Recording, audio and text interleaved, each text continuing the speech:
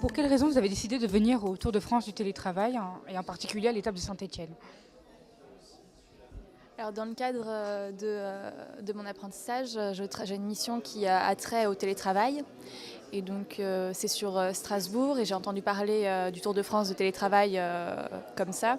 J'ai assisté à une partie de l'étape strasbourgeoise et donc quand j'ai appris qu'elle était également sur Saint-Étienne, donc du coup, j'ai voulu voir également comment ça se passait, surtout que ça touche des thèmes différents et que le thème des collectivités, enfin, du lien entre collectivités territoriales et volonté de promouvoir le télétravail m'intéressait plus particulièrement.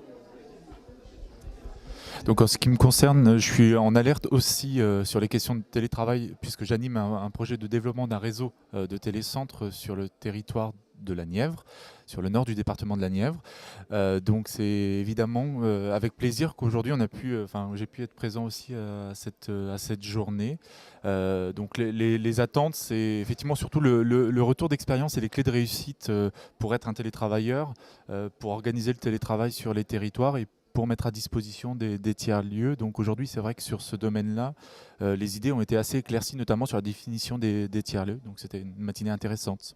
Pour vous, quel rôle les collectivités ont-elles à jouer dans le développement du télétravail sur le territoire? Alors à mon avis, ce serait surtout un gros travail d'information parce que du coup, on entend beaucoup parler du télétravail, mais sans trop savoir ce que c'est. En même temps, il y a des projets qui se développent absolument de partout, enfin sur tout le territoire français, on voit un peu des projets qui émergent dans tous les sens.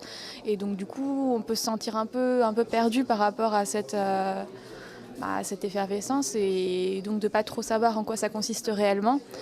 Et le fait de clarifier ce que c'est, ça permet déjà de s'approprier le concept, enfin cette méthode d'organisation et donc de pouvoir être développé plus facilement après. Donc ce serait avant tout pour moi un travail d'information et de communication sur les réalités du télétravail, histoire de briser un peu les fantasmes ou les mythes qui l'auréolent. Alors, je rebondirais, je pense qu'en complément de ce que Christelle dit, les collectivités, on l'a vu, elles peuvent financer alors, des infrastructures ou de l'animation des réseaux de télécentres ou de communautés de télétravailleurs. C'est des exemples qui ont été donnés ce matin, donc je pense que l'action importante, elle est là.